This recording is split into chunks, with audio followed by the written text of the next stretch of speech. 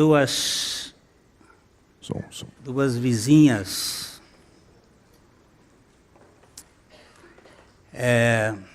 não gostavam uma da outra.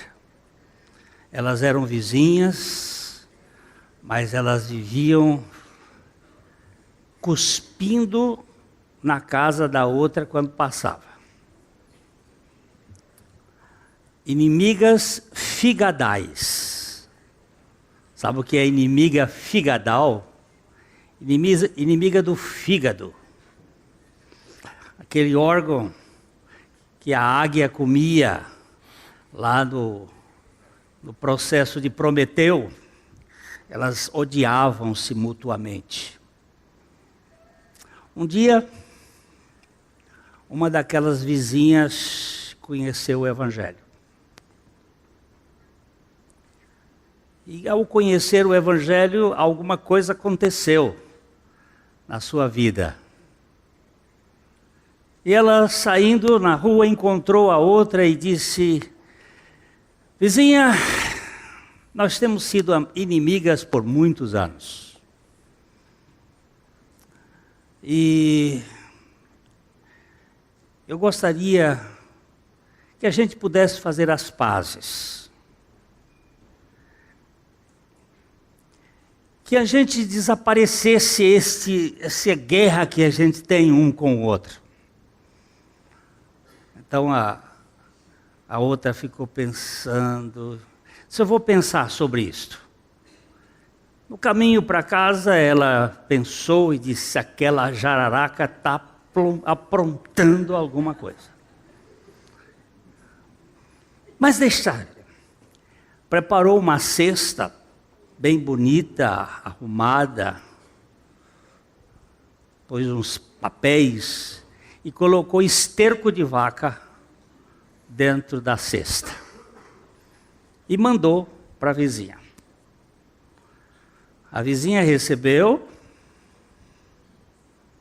e disse, bem, vamos receber como um presente. Passaram uns 3 meses, ela devolveu uma outra cesta, toda bem arrumada, e quando ela abriu tinha um bilhete e umas flores bonitas, e disse assim, obrigado pelo adubo que você mandou. Foi muito útil para as minhas flores, e eu estou devolvendo a você as flores que aquele adubo ajudou a produzir. Isto é o princípio do Evangelho. O Evangelho tem a ver com a desavença que existe entre o homem e Deus, entre o homem e outro homem, e entre o homem e si mesmo. Porque nós temos uma guerra contra Deus, nós temos uma guerra conosco, e por causa dessa guerra conosco, nós temos uma guerra com os outros. Nós vivemos, muitas vezes, digladiando com as pessoas, e conosco mesmo. E a obra de Deus é uma obra de transformação. Para tirar de dentro de nós aquilo que nos produz a guerra. Hoje nós estamos vendo muitos países em guerra. Pode ser que seja de fato aquilo que o Senhor Jesus tinha dito, que antes da sua vinda, nações iriam lutar contra nações, povos contra povos. Mas essa luta é uma luta antiga, é uma luta pós-Éden. É a luta da natureza humana, a natureza caída, que ela simplesmente procura destruir aquele que é diferente ou que pensa diferente. E nós estamos aqui nesse processo de ler o Evangelho de João, que é um evangelho de reconciliação. É um evangelho que tem como a finalidade anunciar o Cordeiro de Deus que tira o pecado do mundo e que tira a encrenca que existe dentro de nós. Aquilo que gera o embate, que gera a discórdia. Nós vamos fazer a leitura hoje de todo o texto do diálogo entre Jesus e Nicodemos. Este diálogo vai do versículo 1 do capítulo 3 ao versículo 21. Toda a conversa de Jesus com Nicodemos. Nicodemos, como já vimos aqui, era um fariseu, fazia parte de um partido político de Israel, os partidos que faziam parte do Sinédrio. O Sinédrio seria uma espécie de Senado, o Senado federal deles lá, era composto de, uns dizem 70, 71 ou 72 membros deste grupo. Normalmente eles eram fariseus, saduceus, herodianos, mas tinham também aqueles outros que poderiam ser de um partido mais de esquerda. Tinham dois partidos de esquerda mais fortes, que eram os saduceus e os herodianos, e tinha também os icários, que também, mas eles eram mais por fora. Mais ou menos como DEM, como PT, um de direita, de esquerda, de meio, aquele que fica no meio, que nem é do lado do outro, dá 21 votos para um lado, dá 22 para o outro. É aquele negócio lá parecido com o PSDB, uma coisa assim. Tem essas...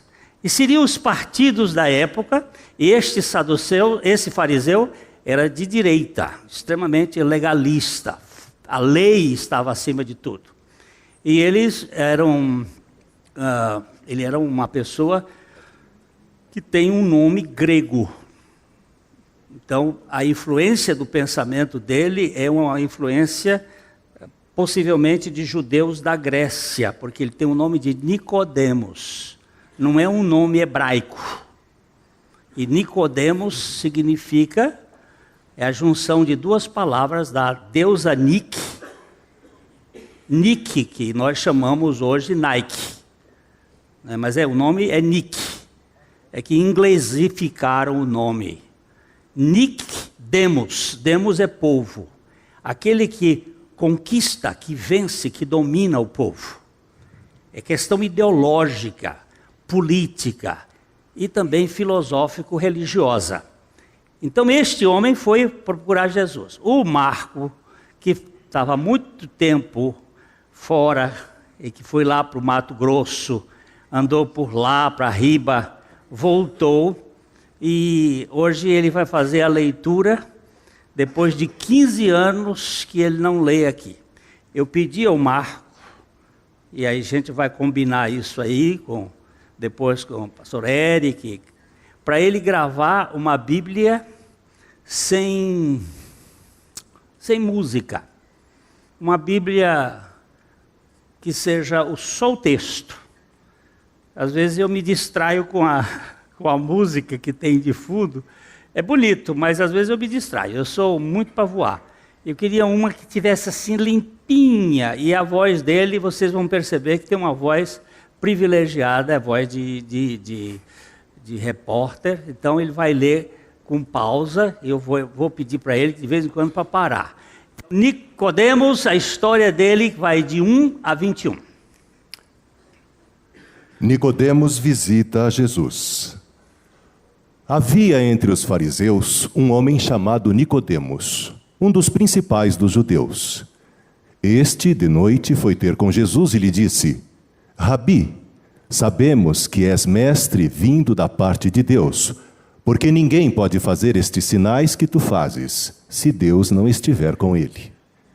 A isto respondeu Jesus: em verdade te digo, que se alguém não nascer de novo, não pode ver o reino de Deus. Perguntou-lhe Nicodemos: como pode um homem nascer sendo velho? Pode, porventura, voltar ao ventre materno e nascer segunda vez? Respondeu Jesus: em verdade te digo, quem não nascer da água e do Espírito não pode entrar no reino de Deus. O que é nascido da carne é carne, e o que é nascido do Espírito é Espírito. Não te admires de eu te dizer: importa-vos nascer de novo. O vento sopra onde quer, ouves a sua voz, mas não sabes de onde vem, nem para onde vai. Assim é todo o que é nascido do Espírito. Então lhe perguntou Nicodemos: como pode suceder isto? Acudiu Jesus: tu és mestre em Israel e não compreendes estas coisas? Em verdade te digo, que nós dizemos o que sabemos e testificamos o que temos visto. Contudo, não aceitais o nosso testemunho. Se tratando de coisas terrenas, não me credes. Como crereis se vos falar das celestiais? Ora, ninguém subiu ao céu, senão aquele que de lá desceu, a saber, o Filho do homem que está no céu. E do modo porque Moisés levantou a serpente no deserto, assim importa que o Filho do homem seja levantado, para que todo o que nele crê tenha a vida eterna. Porque Deus amou ao mundo de tal maneira que deu o seu Filho unigênito, para que todo o que nele crê não pereça, mas tenha a vida eterna. Porquanto Deus enviou o seu Filho ao mundo, não para que julgasse o mundo, mas para que o mundo fosse salvo por ele. Quem nele crê não é julgado. O que não crê já está julgado, porquanto não crê no nome do unigênito Filho de Deus. O julgamento é este, que a luz veio ao mundo, e os homens amaram mais as trevas do que a luz, porque as suas obras eram más. Pois todo aquele que pratica o mal aborrece a luz e não se chega para a luz, a fim de não serem arguidas as suas obras. Quem pratica a verdade aproxima-se da luz, a fim de que as suas obras sejam manifestas, porque feitas em Deus. Nosso Pai, abre o nosso coração para a Tua palavra e fala conosco pelo Teu Espírito. Revela-nos a pessoa do Teu Filho Jesus Cristo. Nós oramos em nome dEle. Amém. Este é todo o diálogo entre Jesus e Nicodemos. O versículo 16 não pode ser separado dos outros. Nas nossas Bíblias a gente encontra ali a missão de Jesus, em algumas, como se aquilo fosse uma coisa estanque, mas aquilo isso é igual cantiga de grilo, é inteiriço, é uma realidade só.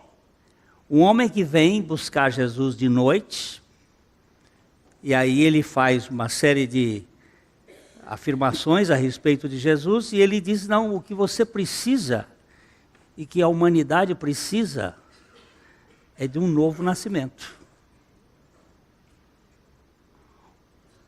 O homem precisa passar por uma obra de Deus. E Nicodemos então faz umas 3 vezes, ele pergunta como é que pode ser isto? Ele tem que voltar ao ventre materno, nascer de novo. Como é que pode ser isto? Porque este como é o que dá problema para nós. Nós sempre estamos querendo saber como é que funciona. E no verso 8, o Senhor Jesus fala sobre a questão do vento. que ele sopra e ninguém sabe de onde vem nem para onde vai. E assim é todo aquele que é nascido do Espírito.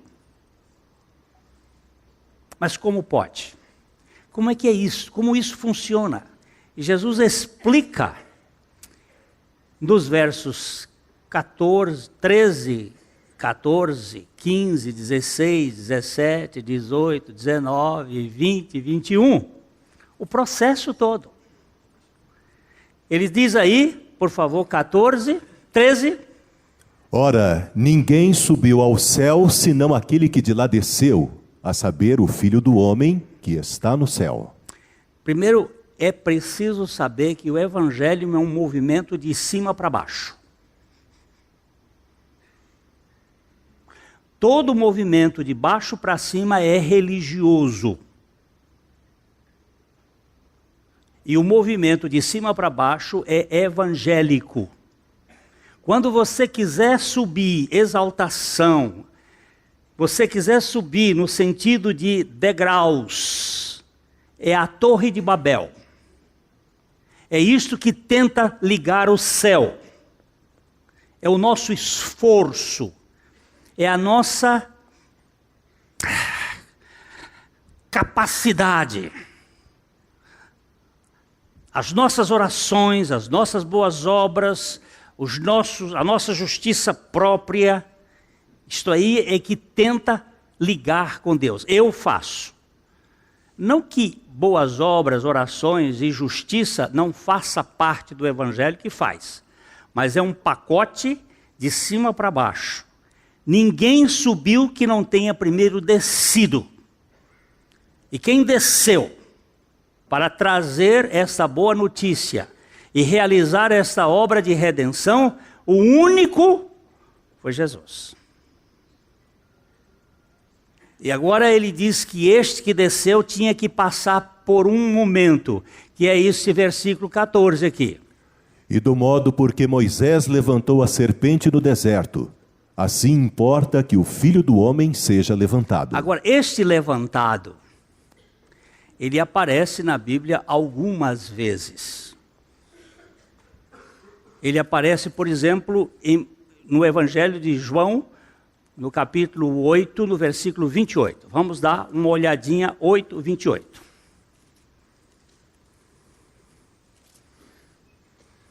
Disse-lhes, pois, Jesus: quando levantardes o Filho do Homem, então sabereis que eu sou, e que nada faço por mim mesmo, mas falo como o Pai me ensinou.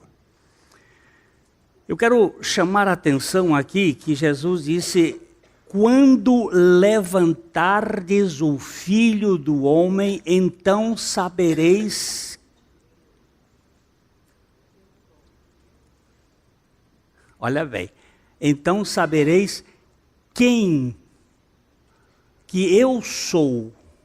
Este eu sou é a realidade principal da revelação no Velho Testamento de Cristo. O Jeová, o Yahvé, o eu sou, aquele que é, aquele que nos criou, aquele que nos salva. Jesus, o Cristo. Eu tenho batido nessas coisas das duas naturezas. A relação hipostática é um processo em que a natureza divina entra na natureza humana. O Cristo no Jesus histórico. Jesus era o filho da Maria. Cristo é o Filho de Deus. O Cristo em Jesus, da Cristo Jesus, que é o eu sou que vai se manifestar na cruz. Quando eu for levantado da terra, aí vocês vão verificar que este Jesus histórico, esse Jesus, esse que tira o pecado, porque Jesus é o eu sou, Aqui você tem que verificar que esse Gé aqui é uma forma apocopada de Jeová, Yahvé. Como é que uma pessoa que chama Zé, como é que você chama José? Zé. E Roberto? Beto. Dá um apócope outro aí, que o meu já acabou. Hein? Eduardo. Duda, aqui, estou na frente dele. Duda. Então, Jeová é Gé, ou Já. Era muito comum em Israel. Jesus, eu sou a salvação. Esse sus aqui é salvação, o verbo salvar. Eu sou a salvação. E como é que ele ia ser a salvação? Quando ele fosse levantado da terra.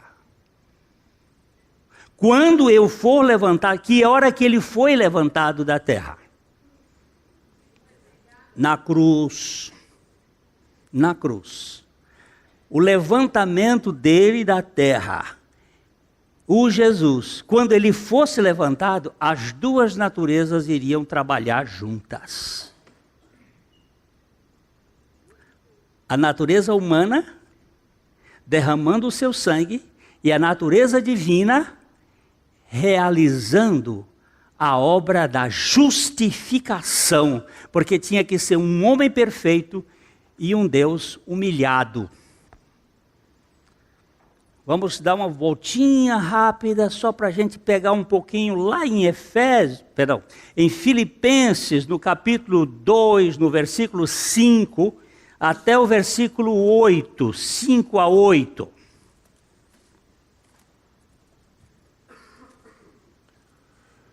Tende em vós o mesmo sentimento que houve também em Cristo Jesus. Pois ele, subsistindo em forma de Deus, não julgou como usurpação o ser igual a Deus. Antes, a si mesmo se esvaziou, assumindo a forma de servo, tornando-se em semelhança de homens e reconhecido em figura humana, a si mesmo se humilhou, tornando-se obediente até a morte e morte de cruz. Preste bem atenção aqui. Vamos devagarzinho. Ele diz assim, vamos voltar para o verso 5, por favor. Verso 5. Baixa aí um pouquinho. Tende está ligado a vós, à igreja, aos irmãos. Tende em vós o mesmo despreendimento, o mesmo sentimento, a mesma disposição mental. Aperta aqui o dedo em sentimento. Fronel é o termo grego. Fronel vem de fronte. Dessa palavra, do verbo fronel, vem fronte, mente. A nossa capacidade de pensamento. Tende em vós a mesma disposição mental. Pode passar aí. Que houve também em Cristo Jesus. Cristo Jesus, natureza divina, natureza humana. Cristo Jesus, Deus homem, ele subsistindo em forma de Deus. Aperta o dedo aqui no forma. Morfê. Não é um esquema, mas uma forma divina. Em forma de Deus, na postura de Deus. Ele não teve como usurpação o ser igual a Deus.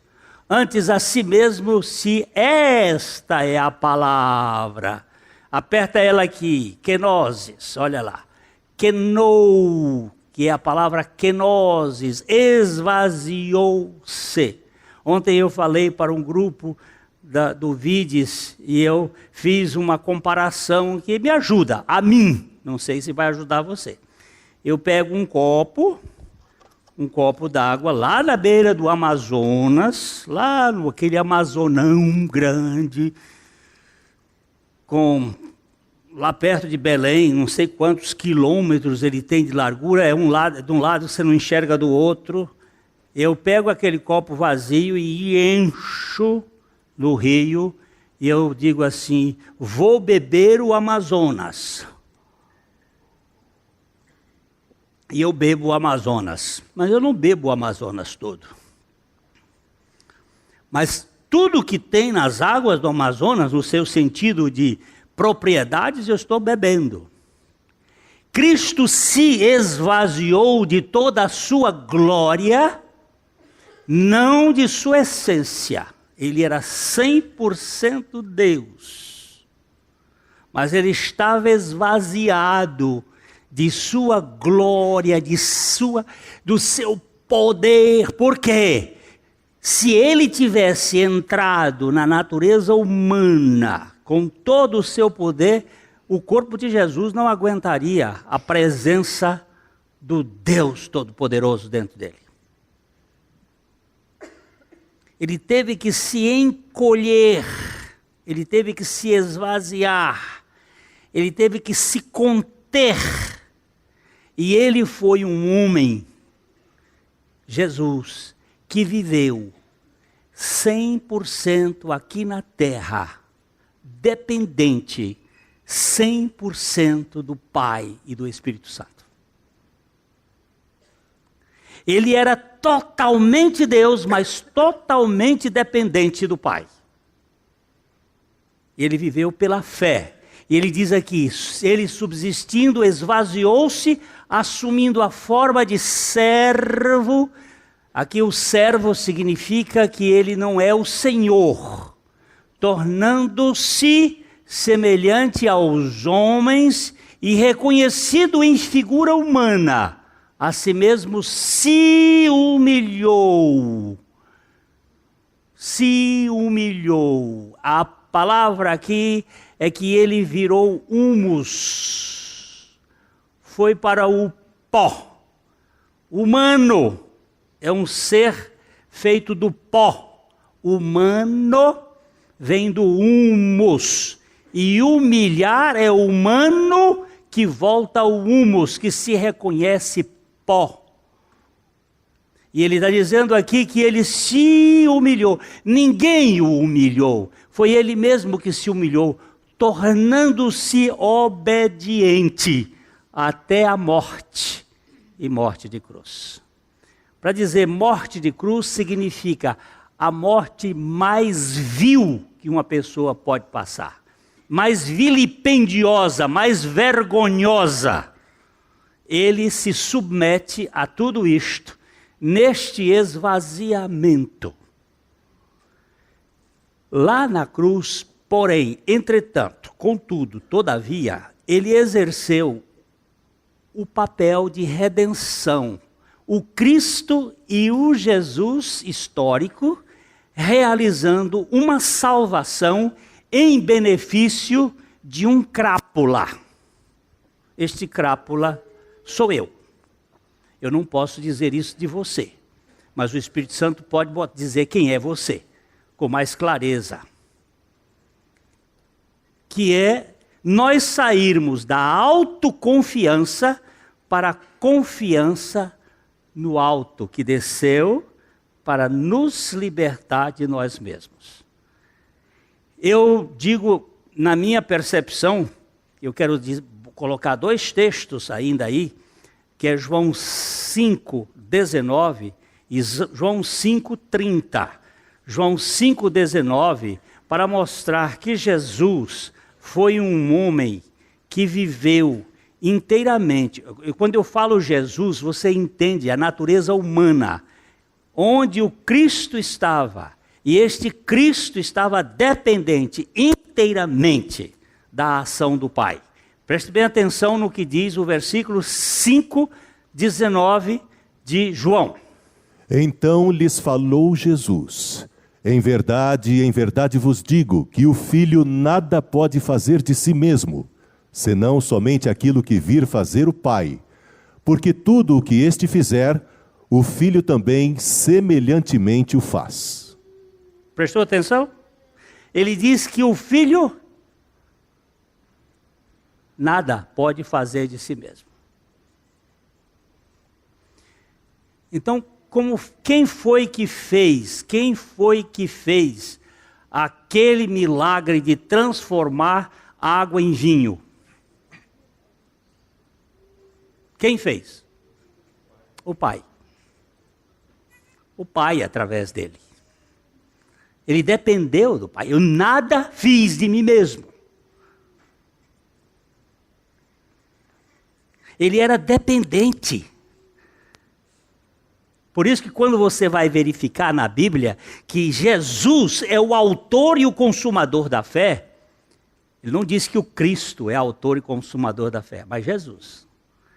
É que a natureza humana do Cristo que estava ali, ele era totalmente Deus, totalmente homem, mas totalmente dependente de Deus.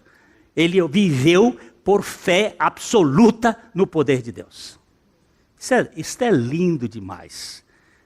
E lá na cruz, as duas naturezas então começam a conversar.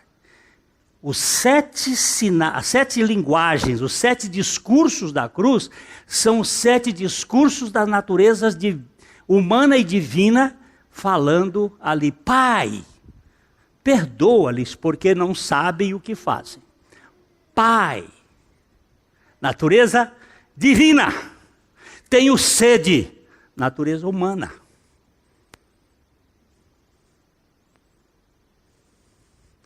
E assim os discursos vão falando. Na cruz, quando eu for levantado, então sabereis que eu sou. Aí vocês vão ver quem é o Cristo humilhado, o Cristo vilipendiado, o Cristo execrado, o Cristo massacrado, mas com todo o poder no céu e na terra para salvar a humanidade. O maior poder, eu vou dizer isso com toda a ênfase do meu coração, o maior poder que já existiu na face da terra foi o poder da cruz. Não foi criar o universo, foi ver um Deus humilhado, se submetendo à humilhação por causa de um pecador que não tem direito, e fazer isto por amor, porque Deus amou o mundo. Isso é grande demais. Ele não tinha nenhum dever, nenhuma responsabilidade no sentido da sua inteireza de ficar ali na cruz. Ninguém poderia colocá-lo na cruz se ele não quisesse. Mas ele ficou, por minha causa. Porque eu precisava ser liberto. Porque eu precisava ser liberto de mim. Para quando eu receber um pacote de fezes de vaca, eu possa colocá-la na planta e colher dali cenouras e mandar de presente para a senhora que tem ódio de mim ou qualquer um, dizendo assim, da ressurreição surgiu um novo homem, o homem do perdão, o homem da construção deste universo, que é Jesus Cristo, o Filho de Deus. Meus irmãos, nós não estamos aqui achando que foi assim um negócio. Vamos ver o verso 30, aqui que nós estamos a olhar o verso 30.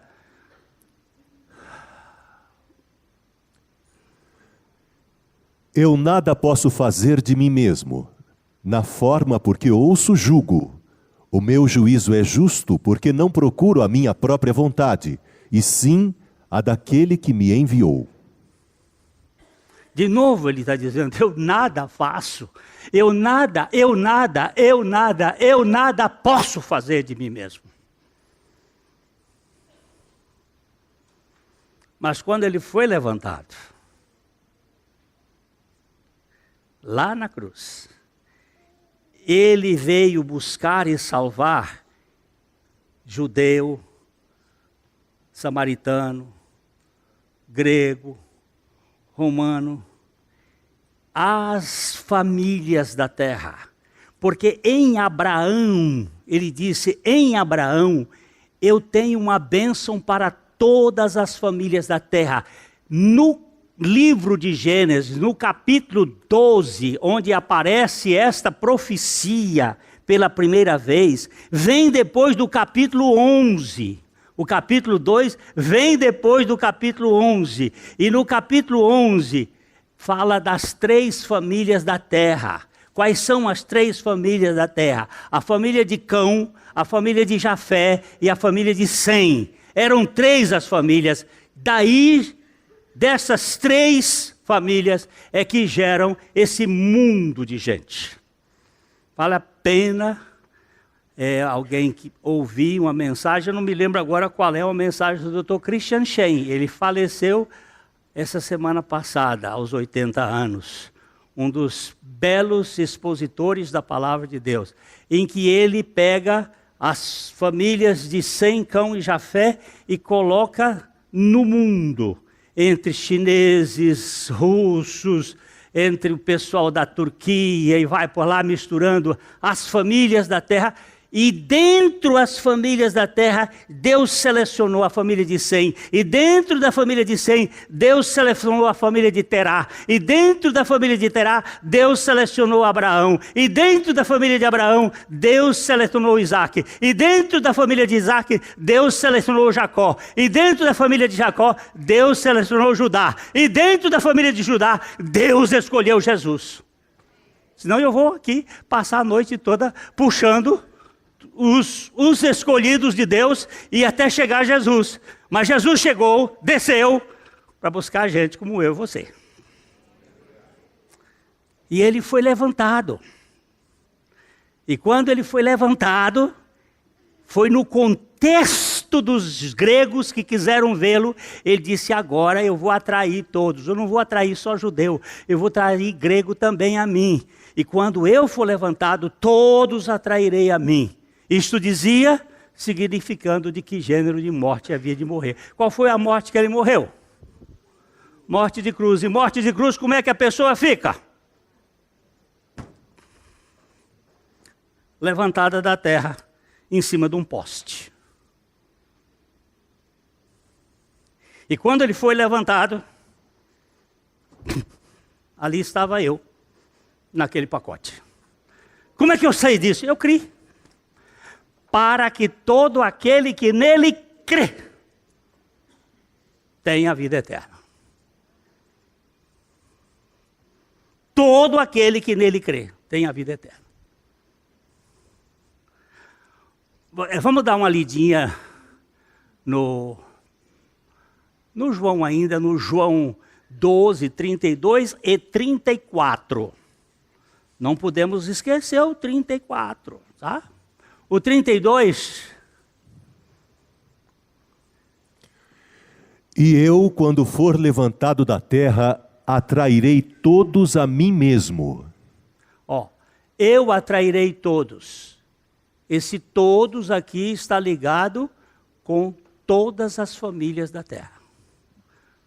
Com os gregos que aparecem lá atrás, dizendo: queremos ver a Jesus. Aí começa o diálogo de Jesus com Filipe e André, e ele vai dizendo: quando eu for levantado, eu não vim só para judeu, eu vim para todos. Para que todo aquele que nele crê. Porque o problema está nessa expressão aqui de finalidade. Verso 34. Sim, o 33 para a gente saber. Isto dizia, significando de que gênero de morte estava para morrer. O gênero de morte era a morte de levantamento por crucificação. Ele estava dizendo já como é que ele ia morrer. Replicou-lhe, pois, a multidão: nós temos ouvido da lei que o Cristo permanece para sempre. E como dizes tu ser necessário que o Filho do Homem seja levantado, quem é esse Filho do Homem? Nós temos crido que o Filho do Homem vai ficar para sempre. Mas a crença deles estava errada. Porque o Filho do Homem precisava morrer. Porque se o grão de trigo não morrer, fica ele só. Mas se morrer, produz muito fruto. E era necessário que ele fosse levantado. Os judeus estavam dizendo: o que é isto? Aí você vai Vê o diálogo. Respondeu-lhe Jesus, ainda por um pouco a luz está convosco. Aí você vai descobrir o que é que ele vai falar sobre a luz. Mas isso eu tenho que ir para frente e para trás, senão não fica muito confuso. Nós temos que voltar agora. Eu tenho pouco tempo, mas eu volto. Se o Senhor não me levar. Qualquer hora ele pode chegar e a gente vai embora e termina a mensagem de João. Mas nós, enquanto tivermos e ele não quiser, a gente vai voltar. João 3,17. 3,17. Porquanto Deus enviou o seu Filho ao mundo, não para que julgasse o mundo, mas para que o mundo fosse salvo por ele. A primeira vinda de Jesus ao mundo é para salvar o mundo. A segunda vinda de Jesus ao mundo é para julgar o mundo. Essa aqui ele está se referindo à vinda dele quando ele veio para, não para julgar o mundo, mas para que o mundo fosse salvo por meio dele. Quem nele crê não é julgado. O que não crê já está julgado, porquanto não crê no nome do unigênito Filho de Deus. O julgamento é este, que a luz veio ao mundo e os homens amaram mais as trevas do que a luz, porque as suas obras eram más. Pois todo aquele que pratica o mal aborrece a luz e não se chega para a luz, a fim de não serem arguidas as suas obras. Quem pratica a verdade aproxima-se da luz, a fim de que as suas obras sejam manifestas, porque feitas em Deus. Aqui falta um verbo, porque são feitas em Deus. E o verbo está ocluso por elipse, mas ele faz parte da construção da frase. Porque estes atos são feitos por Deus. E os atos que são feitos por Deus foram feitos por Cristo. Eu vou terminar hoje com a Primeira Guerra Mundial. A Primeira Guerra Mundial matou 1/4 da população da Terra.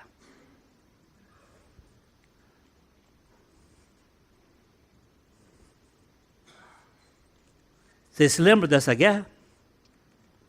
Primeira Guerra Mundial matou 1/4 da população da Terra. Não lembra dessa história? Gênesis capítulo 4.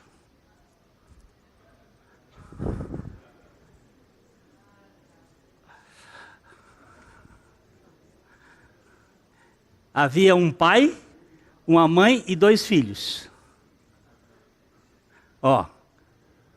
Vamos ler o texto de 1 a 7, depois a gente comenta aqui um pouquinho rápido. Coabitou o homem com Eva, sua mulher.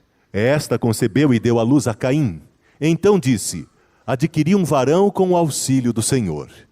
Depois deu à luz a Abel, seu irmão. Abel foi pastor de ovelhas e Caim, lavrador. Eu vou parar aqui um tiquinho, só um tiquinho, baixa um tiquinho. Coabitou o homem com Eva, sua mulher, e esta concebeu e deu à luz um filho. Então disse, adquiri. Todas as vezes que a aquisição é sua, é perigosa. Quando você adquire, é mérito. Adquirir um filho com o auxílio do Senhor, com a ajuda.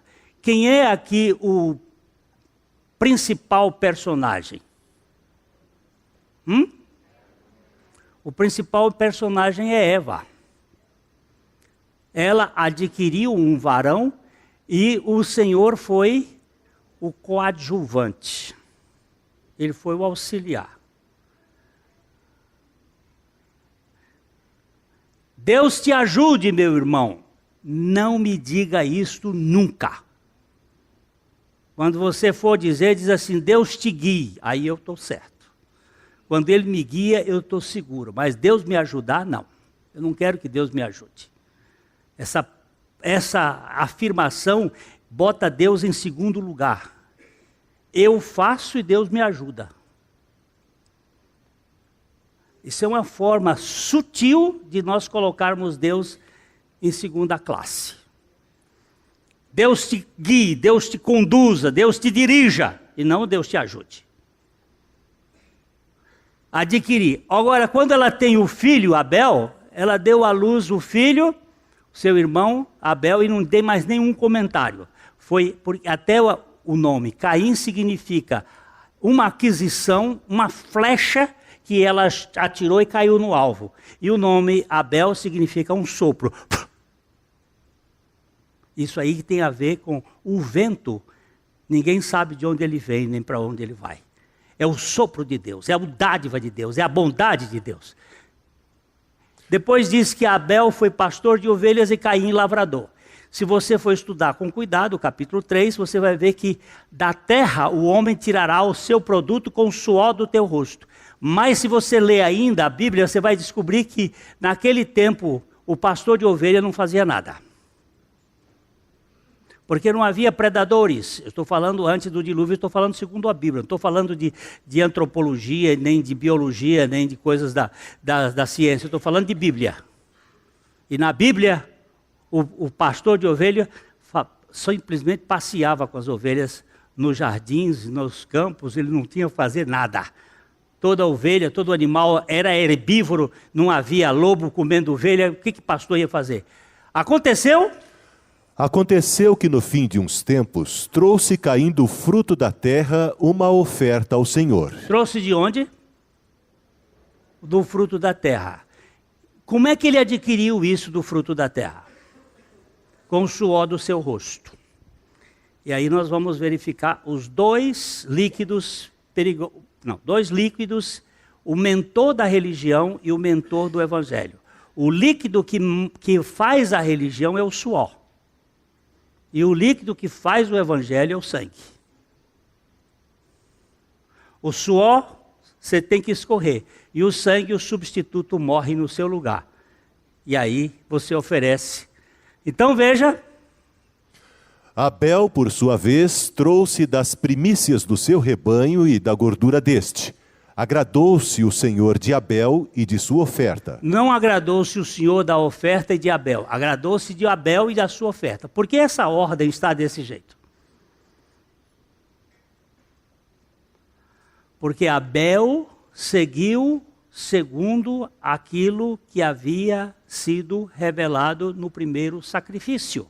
O primeiro sacrifício foi o Senhor que fez no jardim do Éden, que o Senhor cobriu a nudez do casal com peles de animais. E é assim que nós seríamos cobertos. Nós iríamos ser cobertos com a justiça do Cordeiro e com o sangue dele que foi derramado. E aí no verso seguinte... Ao passo que de Caim e de sua oferta não se agradou. Irou-se, pois, sobremaneira Caim, e descaiu-lhe o semblante. Você sabe qual é o semblante de um religioso e sabe qual é o semblante de um evangélico. Você olha na cara e você descobre.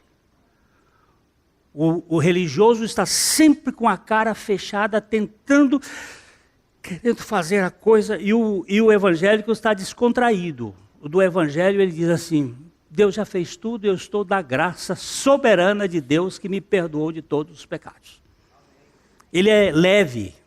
O religioso é implicante, é criador de casos, é murmurento, é chato e mata. Mata os relacionamentos. Aí...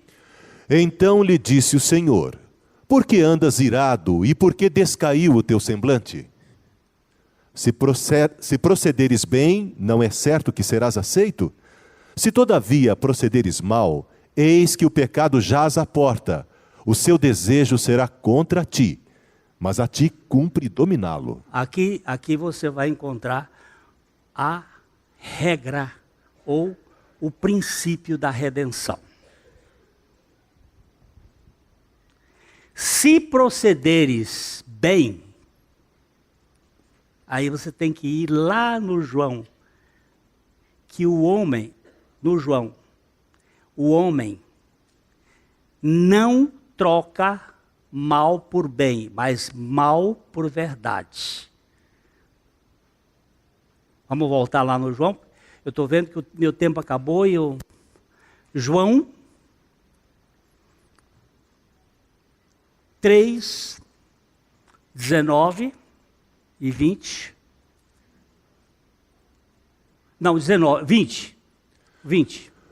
Pois todo aquele que pratica o mal aborrece a luz e não se chega para a luz, a fim de não serem arguidas as suas obras. Todo que pratica o mal aborrece a luz e não se chega para a luz. A luz, a verdadeira luz que dá ao mundo é Cristo. A verdadeira luz que dá ao mundo é o sacrifício de Jesus, a fim de não serem arguídas as suas obras. Quem pratica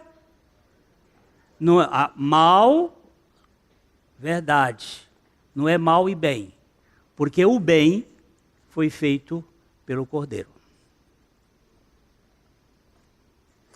Quando você for olhar a palavra bem, bom e mal, não tem nada a ver com essa palavra bem aqui, que o bem aqui não tem. O bem lá de Caim é o bem do sacrifício do Cordeiro que tinha que ser oferecido. Se procederes mal, não é certo. Se procederes bem, não é certo que serás aceito. Se procederes segundo o processo de redenção que há no Cordeiro, não é certo que você vai ser aceito? Mas se você proceder na base da sua força, dos seus méritos, olha, o pecado jaz à porta. O que é o pecado que jaz à porta?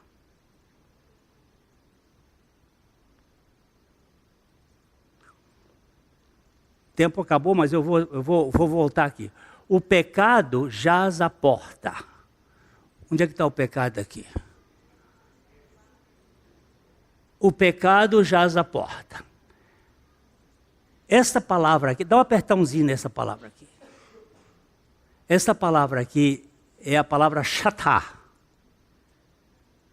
Essa palavra chatá significa aquele que nos substitui no lugar de.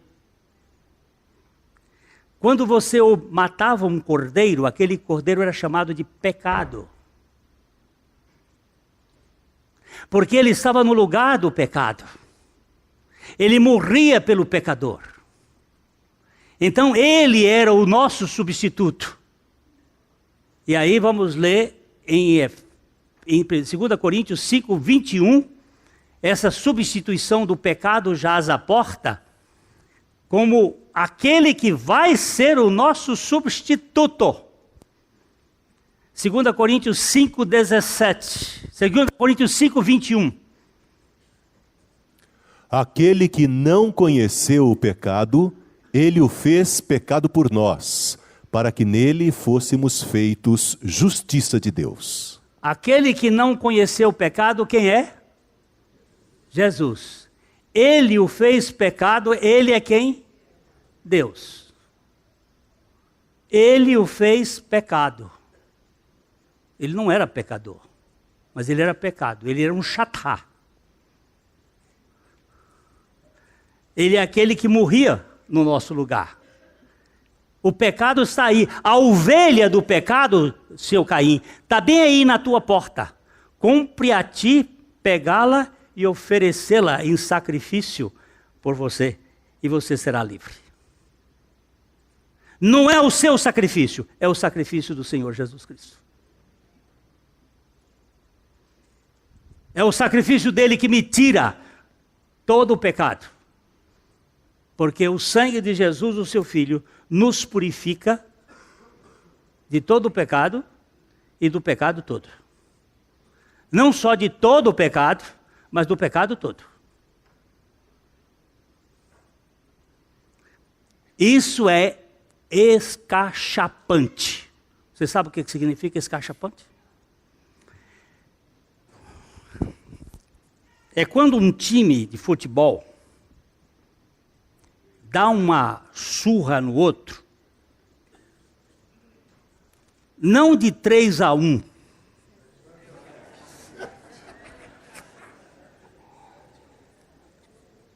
Esse 3-1, 3-2, É uma vitória significativa, mas não é escachapante. É quando um time de futebol dá uma surra no outro de 7-0.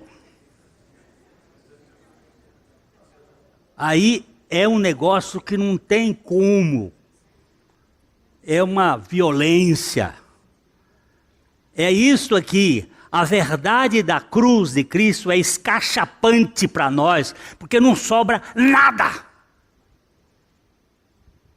Nada. Nós ficamos totalmente debaixo da suficiência da obra de Cristo. Isso traz um descanso. Então, o que é que mandaram de presente para você essa semana? Uma cesta cheia de fezes de cavalo, com os relinchos e tudo? Transforme isto num adubo bem fértil para seu jardim florido que o Senhor Jesus Cristo constrói na sua alma. Porque nós não somos mais o deserto, nós somos o jardim florido. A nossa alma precisa ganhar essa dimensão.